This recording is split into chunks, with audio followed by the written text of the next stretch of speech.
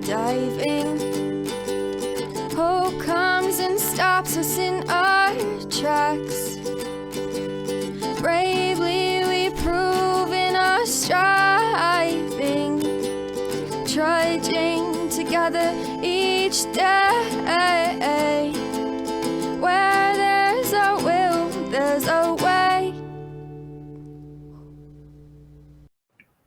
Hello, everybody, and welcome to Raw Recovery, a Trudging Together podcast. My name is Dion Miller. We are live and in studio today for the first time. First, I would like to welcome my co-host today and probably a permanent host, Stacy K. Welcome, Stacy. It's good to see you. Hi, good to see you. Yeah, we've been doing a lot of talking this last week, and we're like, you know what? We need to sit down and because we were just talking. I'm like, these are podcasts. We just need to start doing this and do it live. So we decided today that we were going to talk about searching for your higher power. Yes. Which, I thought at first I'm like, that's a great topic, but then it came a little bit challenging, which I can appreciate. Because when things are challenging, we tend to look into it a little bit more. And then we look at ourselves too. So it's always a growing experience whenever we do things like this. So I'd like to start off by saying that number one, this is a recovery podcast. Number two, we do not speak for any 12-step group. Okay? We might be a part of those, but we will not be speaking on behalf of those. So I just want everybody to know we do not speak on behalf of AA, Smart Recovery, NA, or anybody else. This is just our experience, strength, and hope. And we'll try and have fun with it. Again, if you have different experiences or you have an experience you'd like to share, please feel free to post it and we will talk about it. Okay. I would like everybody to interact if you want to. There again, there's that level of anonymity that we tend to keep. So there's my mom. All right. That's her code word.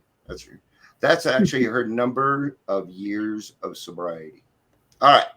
Good for her. Yeah. Let's awesome. do a little bragging on mom. That way I can get myself a nice Christmas present. I know how to work this. Yeah.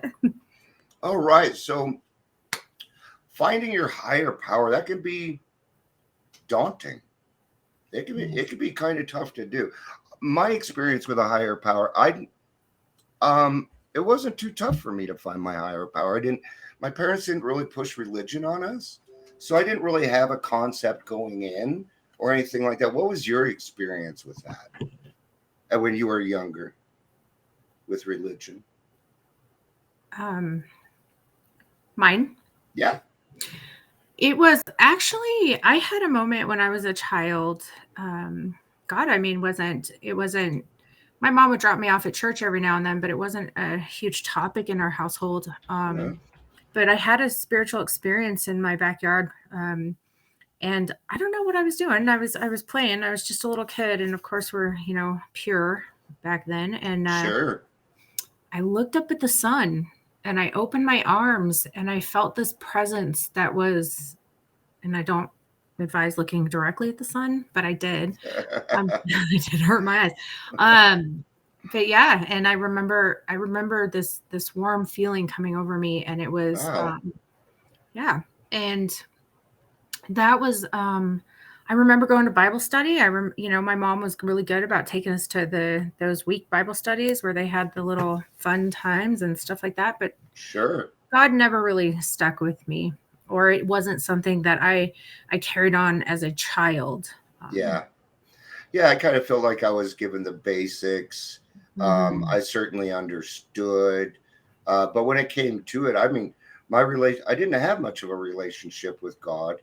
And I'm kind of one of those people that's grateful that they're an alcoholic, because I don't know that I would have found God any other way.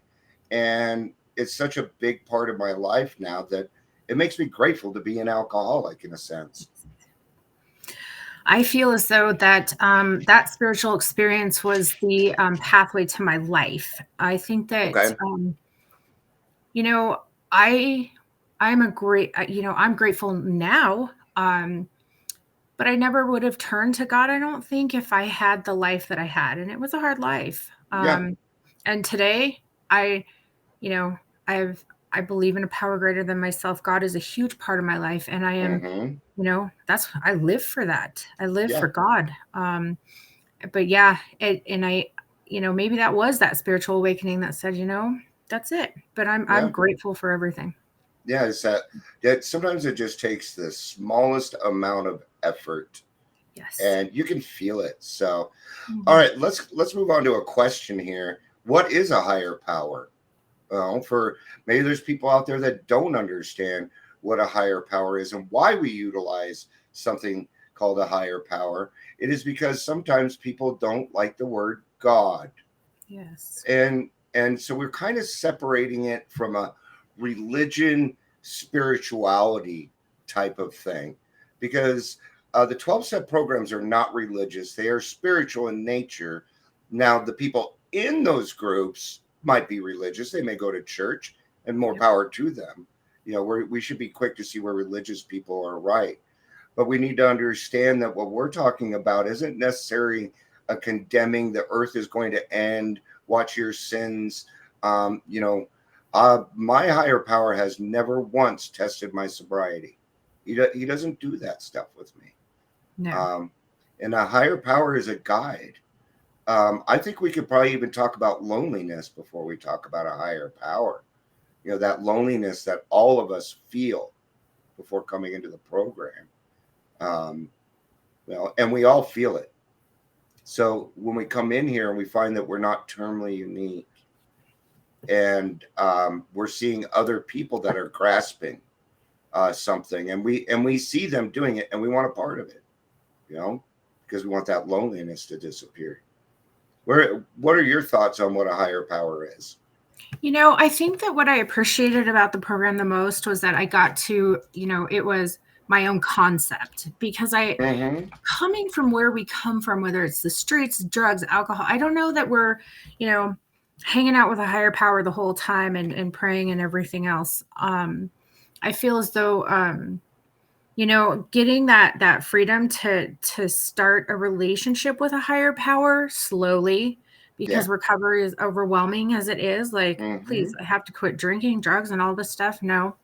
And I was, there was something that I heard that was really, really like this aha moment. And it was like, thank God that it's, came to believe, like, we get time to build that relationship. It's exactly. I came to believe, and that opens the door to start that relationship with that higher power. Yeah. And what a higher power meant to me, and it's very hard, was that I've talked to a lot of people in recovery, and it was like prayer was definitely not a part of their life, and so that came to believe, people said it could be a doorknob, it can be whatever you want to believe in, as long as we start believing in something greater than ourselves, because a life run on self-will put me, that's when I start drinking, that's when I start drugging.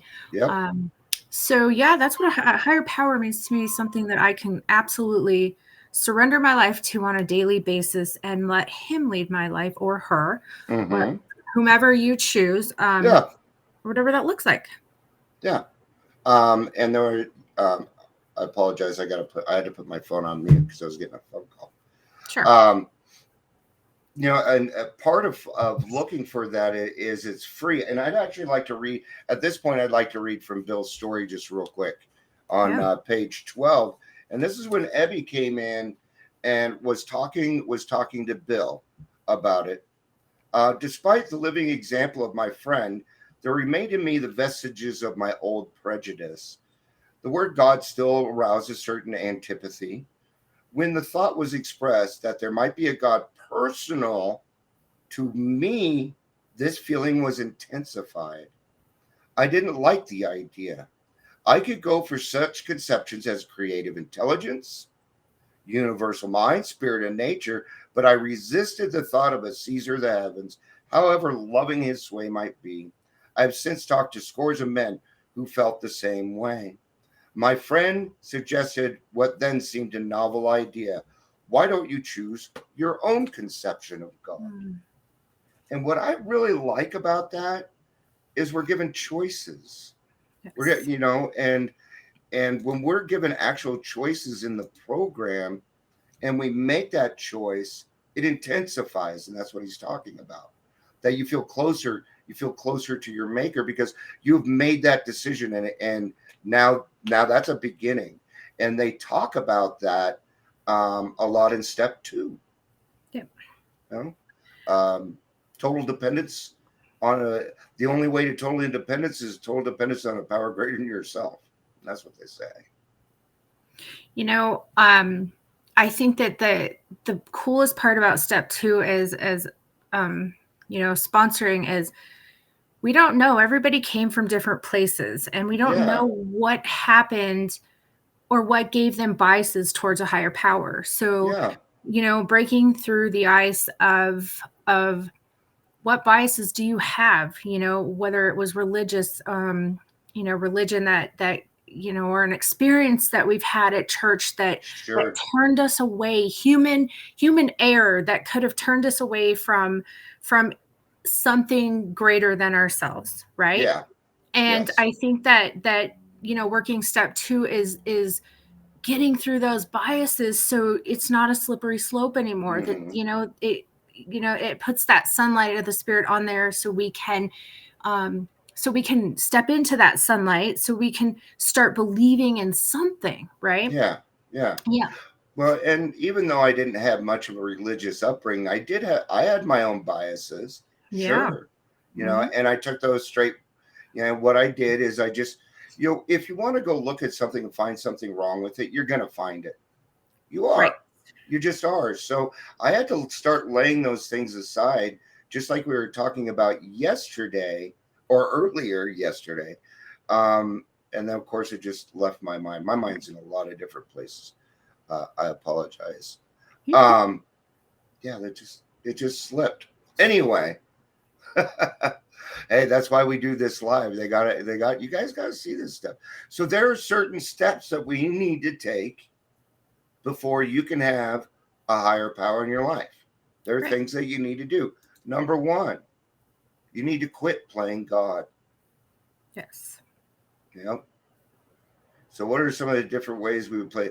Well, gosh, you know, if I wanted my alcohol, I wasn't above throwing myself on the floor like a little 3-year-old. No. Right? Yeah. I've thrown some fits. Yeah. Our emotional, when you quit playing God, your emotional sobriety also starts getting better because you are no longer directing the show.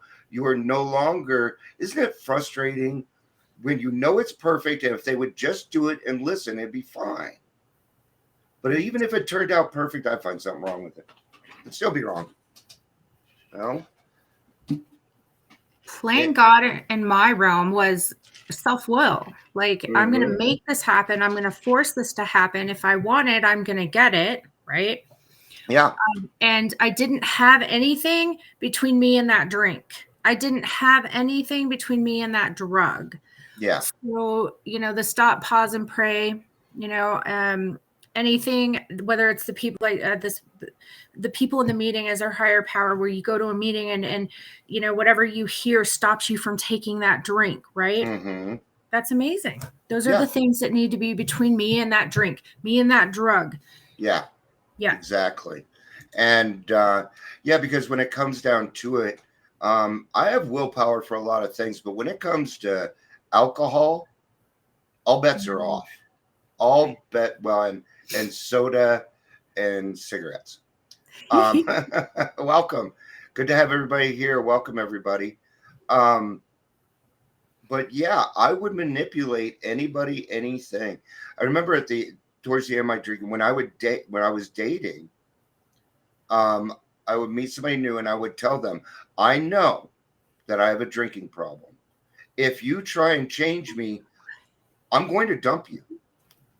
Yeah. And I did. I would too. You try and interfere with my drinking. There wasn't any person around that could, you know, interfere with it. Well, it turned out that there was, and now I'm married to her. But Between that and my mom too. I mean, they were a great help. So, hey Gary, good to see you. Scott, good to see you. Scott Leisure's in the room. Woohoo! All right. The next thing you're going to need to do before you find a higher power, you need to stop fighting. Yes. This one was hard for me. This one was really hard. I had so much anger. I was so angry at everybody and everything that it took me a long time, years, to stop fighting. It really, well, I also have PTSD, and that doesn't help. But that's still my own problem, and it's something that I needed to deal with. Okay, I had to accept the fact that my emotions are my own, and that when I'm fighting, what happened? It's like fighting stigma. You can't fight stigma. You know, we grew up with Bugs Bunny where he said, "Fight fire with fire." He was wrong. You can't do that. So stopping fighting doesn't mean that you don't advocate for yourself, but it does also mean that we need to stop creating problems in our life. Drama. Yeah. Stop fighting, surrender, right? I think that was my biggest question. It's surrender. Do I always have to be right? You know, do I have to prove that this person is wrong? Like, and do those things. But I think that the biggest question that I had was surrender. How do I surrender these things? And as soon as we stopped, we ceased fighting anything or everyone. Well, I started minding my own business, that was hard. I wanted to engage in the drama, gossip, all those things. Well, I was used to it. Yes, that was our normal. Yeah, I thrived on drama. Right. Absolutely. Right. Well, because then the drama creates more problems, and what a great reason to drink. Yep. Yeah. So we make these. I found that a lot of my problems weren't even there. They were made up when I got sober. They just didn't exist. All these people hating me. It just wasn't happening. And I would convince myself of otherwise. Here comes a big one, and I like this one. The next step is going to be acceptance and awareness. We utilize acceptance in the first step, okay? But now we're going to use acceptance as a different form. So acceptance is the key, okay? But acceptance is the key to willingness. So, and willingness is what we need in order to start bringing that higher power around. I like this one. Go ahead. Yeah, overthinking creates problems that aren't there, Scott. Yep. That's a huge one. It is. Yeah. And I think if we asked everybody that does that to raise their hand, we probably get a lot of hands.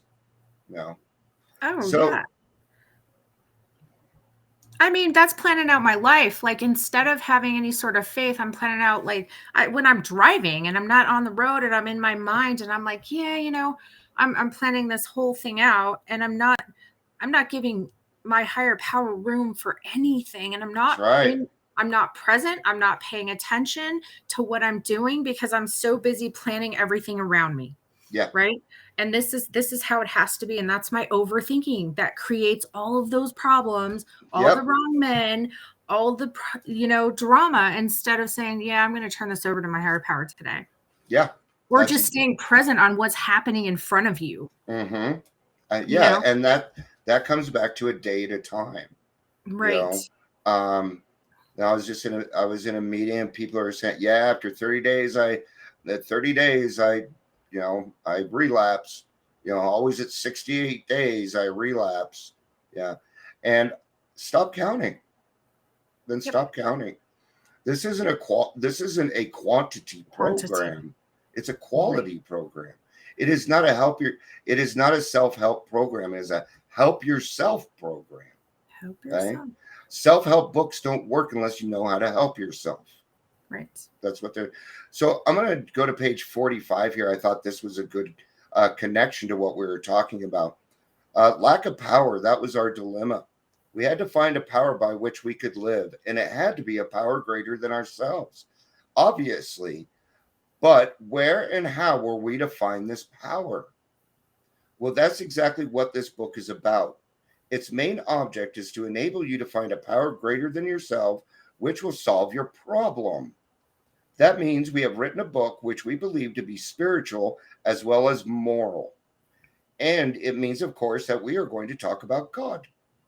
Here, difficulty arises with agnostics. Many times we talk to a new man and we watch his hope rise as we discuss the alcoholic problem and explain our fellowship, but his face falls when we speak of spiritual matters, especially when we mention God, for we have reopened a subject which our man thought he had neatly evaded or entirely ignored. I'm just going to read the next line. We know how he feels. Yeah, we do know how they feel. And that's the difference. That's the difference. For me, real quick, I was a chronic relapser, and I had gone in and out of the rooms 22 times in 2 years.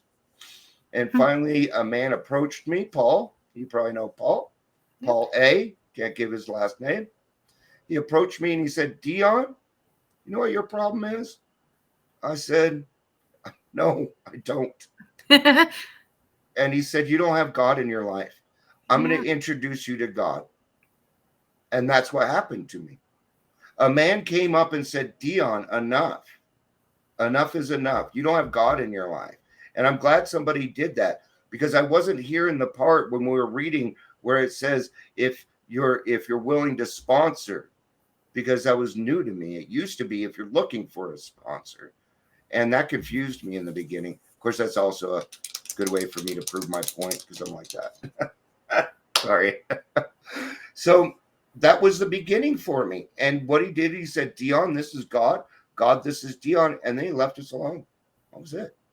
And then it was going to be between me and God from that point.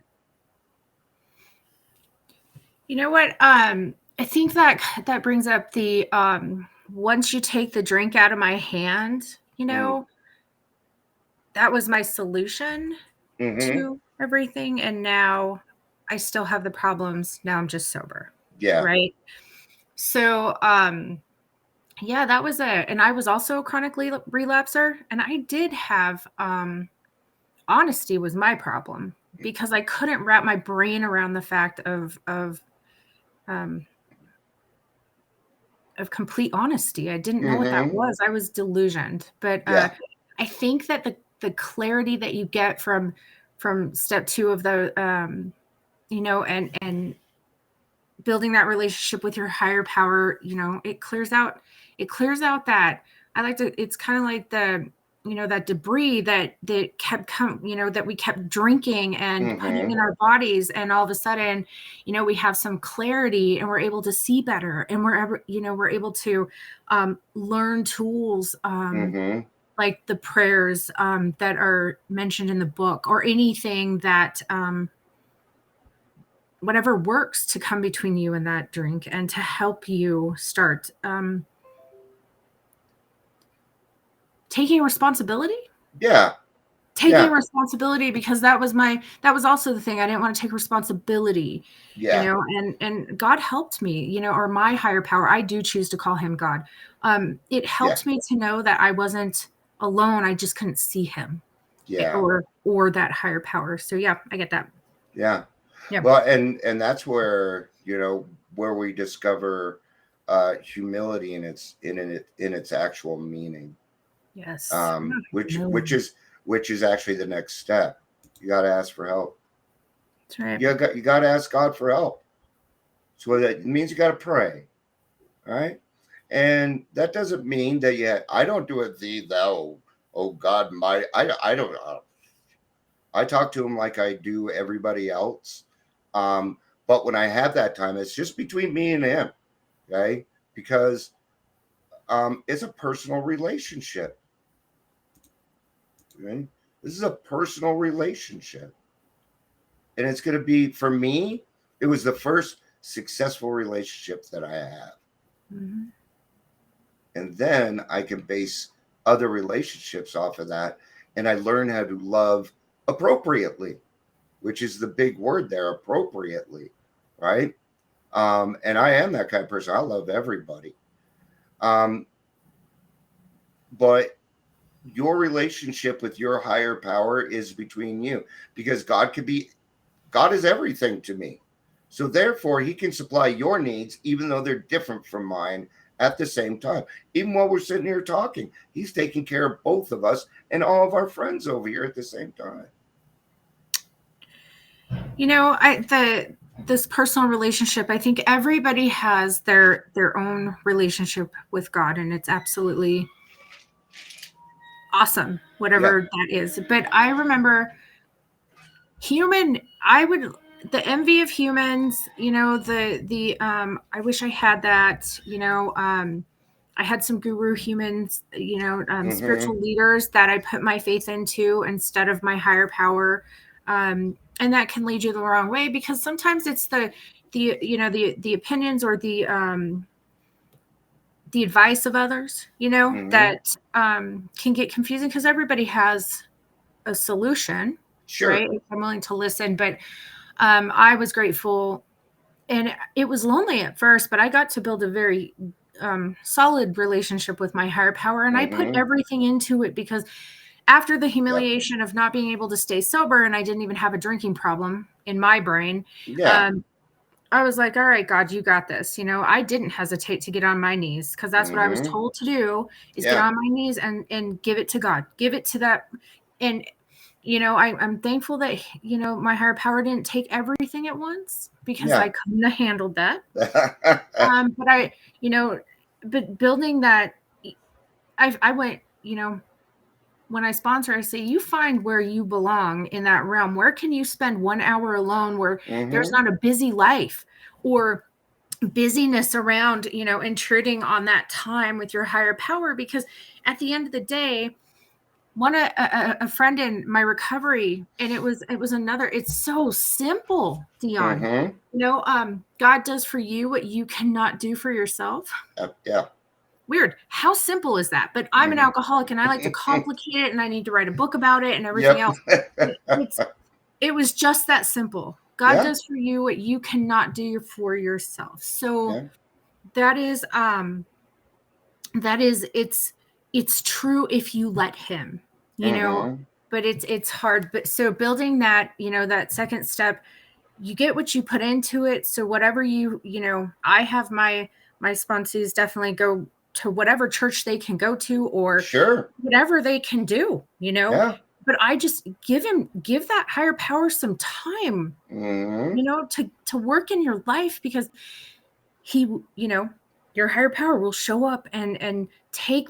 I don't have the desire to drink today. I don't have the desires to, you know, most of my my addictions are gone. I don't have that fist fighting, white knuckling. I have to take a drink. I have to go to that drug. I have to run to the, you know, convenience store. Those things, I don't have the control. It's gone. I gave it, you know, I did what I could do. So that, you know, that time that you build that personal relationship is 100% important. Yeah. You know, hi, Robin. Good to see you. I had 12 years of sobriety before, and I think that's one of the reasons that I had a hard time getting back into the program, because I didn't think, you know, God gave me a beautiful life, and I took advantage of it. And, you know, I just didn't think he was going to take me back. I was embarrassed, not in the rooms, but with God. And so it was hard for me to get over that hump, because my brain kept saying, well, you had 12 years, you know God. No, I didn't. Not at that point in time. Have I gotten those 12 years back in the form of feelings and knowledge? Yes, I have. But I had to work my butt off to get it. I had to work hard. And every day is another day that I get to move closer to God. You know, God is perfection. So I am moving towards perfection, which is God. Doesn't mean I'm going to be perfect. So there's another part of the big book I'd like to read. We Agnostics on page 53. Logic is great stuff. We liked it. We still like it. It is not by chance we were given the power to reason, to examine the evidence of our senses, and to draw conclusions. That is one of man's magnificent attributes. We agnostically inclined would feel satisfied with a proposal which does not lend itself to a reasonable approach and interpretation. Hence, we are at pains to tell you why we think our present faith is reasonable, why we think it is more sane and logical to believe than not to believe, why we say our former thinking was soft and mushy when we threw up our hands in doubt and said, we don't know. When we became alcoholics, crushed by self-imposed crisis, we could not postpone or evade. We had to fearlessly face the proposition that God is either everything or else he is nothing. God either is or he isn't. What was your choice to be? Now you got to make a choice. And this choice is going to matter. This is where half measures will avail you nothing. Okay? It's a pregnant situation. You're either pregnant or you're not. Okay? There's no in between with God. There's no gray area. Nope. So you're either going to jump on with all the fervor of a dying person, which you are, or you're not. Or you're going to play around with it some more. You're going to reason with your logic. Logic and knowledge can get in the way, I think, of, and thankfully I never had a lot of logic. I was born that way. But I think that some of those things can get in the way of books. And sometimes it's just as simple as doing that prayer, right? And I building, yeah, I don't know. I don't have much to say on that. Yeah, it's all right. Here, I believe this is Gary. Before the program, I understood that God is my higher power, but until I started working the steps in OA and CODA, I didn't really understand what God wanted me in my life. And it was to stop pleasing everybody and focus on me and my relationships with him, I'm presuming. So, a relationship with God. And that's it. Sometimes that's what it is. Yeah. Guess what, alcoholics? You're probably codependent. Probably. Maybe just a little. Yeah. I do know what I was going to say. The all or nothing. I remember hearing that statement. And, I think that we don't want to let go of everything, right? So we're like, I'm going to keep this and I'm going to keep this. And then, but thank you, God. I don't have that, I don't have that obsession, but my mind is still, isn't right. So, yeah, it's all or nothing. And that's the, he is everything. Yeah. Well, we got to make a commitment. Yep. And really, this is what we're in the sense of all of it. We're talking about humility here. This is about putting your head down. Because I think the very first honest thing I said in AA was, I don't know. Yeah. And to this day, I don't know. I don't want to know. I do, but all right. Well, I just have one other thing that I'd like to cover. Of course, we can always keep going or whatever. All right. This is what's fantastic about all of this. The promises mark your progress with God. Okay? All the odd steps have promises. Right? Let's turn to the third step promises real quick. I'm going to use that as an example. I had a friend of mine who changed it a little bit, not actually it, but instead you read the promises in I sentences, right? So I'm going to read the third step promises. And if you read them this way, you're almost asking yourself questions. And if you're feeling this way and this is happening, then you know your progress. What do we do with progress? We claim it. we claim spiritual progress rather than spiritual perfection. Good job. That's how we claim it. That's it. You don't need to do anything more than that. All right. When I sincerely took such a position, all sorts of remarkable things followed. I had a new employer. Being all powerful, he provided what I needed if I kept close to him and performed his work well. Established on such a footing, I became less and less interested in myself, my little plans and designs. More and more, I became interested in seeing what I could contribute to life. I felt new power flow in. I enjoyed peace of mind, and I discovered I could face life successfully. I became conscious of his presence, and I began to lose my fear of today, tomorrow, or the hereafter. I was reborn. And it changes it just enough so you can mark off going, yes, that's happening in my life. And then you know that you're then I don't need to be running around to everybody else. Am I doing good? Am I doing good? Am I doing good? You can ask God. You can ask God.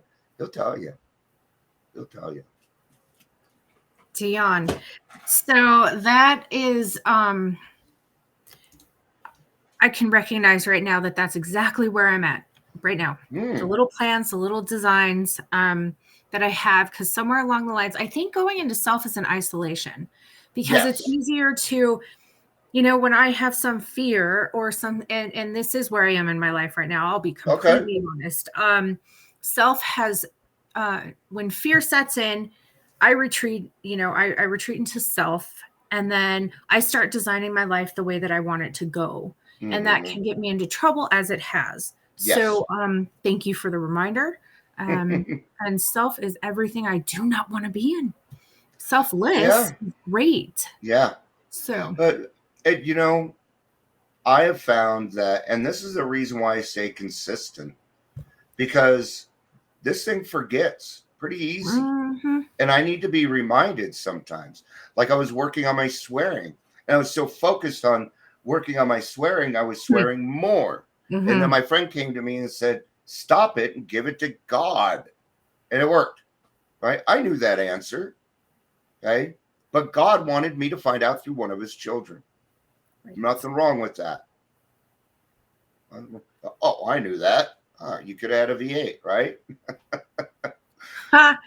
That's so true. There is I think that life, it's hard to get that solid foundation on these things when you're in the middle of life, right? And fear sets in, and work and relationships and family and all of that. And then I fail. I feel and I take it, I'm not so hard on myself anymore. You clean up and do what you have to do. Yeah. That's why it's important to have a sponsor, because that sponsor is going to give you encouragement. My sponsor did. Whenever we ended, he's like, you're doing great. And he'd point out the things I was doing right. And that's what I do with my sponsees now, because it felt good. Because I respected this person as my sponsor, So when they told me, hey, I'm noticing, and it wasn't fake. Hey, your eyes are starting to shine. I'm reading this. It's happening in your life right now. And he would point that out. And that's why it's important that we have that guide, because that guide is going to lead you to God. Right. In your own way, in the way that you want to, in the way that you want to approach it, and your thoughts. Okay. You get options here. Okay. My first higher power was Batman. Haven't brought that one up in a long time. All right. And it wasn't for very long. I was screwing around with the program. No, I had to believe in something. I do like to point out that in the 12 by 12, in the 11th step, it does say that even the people that call their home groups their higher power soon call God by name. Yes. Okay. Group of drunks is great, but only for a little bit.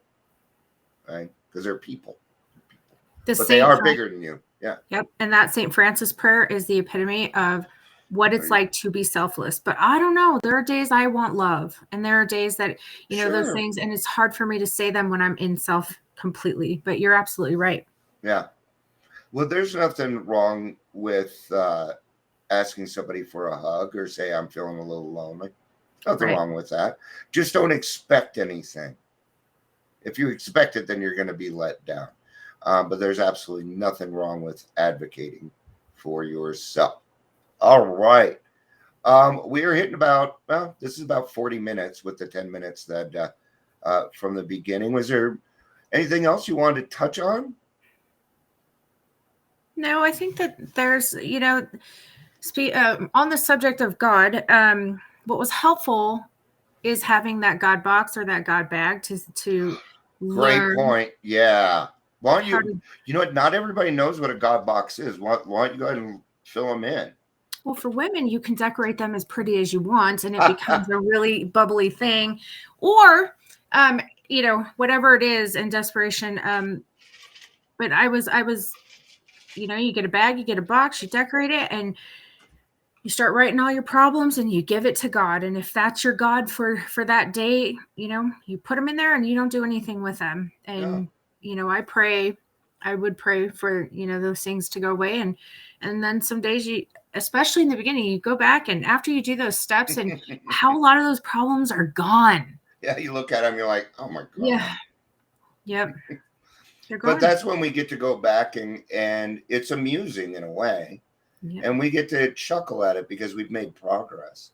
Right. What's great about God boxes is they teach you let go and let God and delayed gratification. I hate that whole line, but it's true.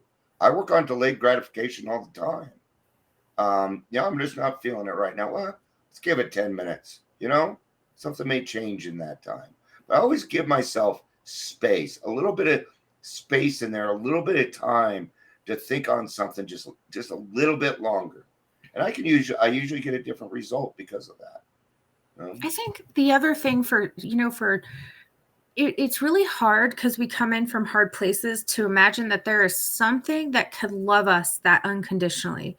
So Yeah. when I hear that, I've heard God is love, and I'm like, yeah, I'm not 100% that I'm convinced, because if God isn't gonna, if I'm not gonna love me, I'm not gonna let God love me, right? Because Right. it's really hard to accept love, because that's not where I came from, and Yeah. let alone, and now, my mantra is to give love, not expect love, Mm-hmm. and then, and for my higher power to give me to love somebody back to health, to love Yeah. somebody to sober, and that definitely comes from my higher power. Yeah. And that those are some great points. More delayed. Uh, yeah. Yeah, see, we could go on a lot of this for quite some time. Um, you know, I think what it comes down to is, for me, because I don't think God's entirely love either. He's everything, Mm-hmm. and I'm a person with varied emotions, and so He can be those things. When I'm feeling down, God's there for me. He comforts me. He doesn't solve my problem. He'll give me the answers to solve my problems. Okay? He will definitely do that, but I've got to solve my problems on my own or with a guide. Yep. That's connected to God. So, Stacy, this was a lot of fun. You're awesome. This was a lot of fun. Kitty, get down before I hurt you. Yeah, so we will definitely be doing this again. Thank you, everybody, for being here. It was new for me too.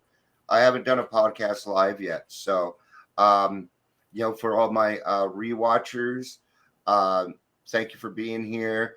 Everybody that was here, we had a lot of people here today. It'd be hard for me to get through them all. Mom was here, Gary was here. I don't want to miss out on something.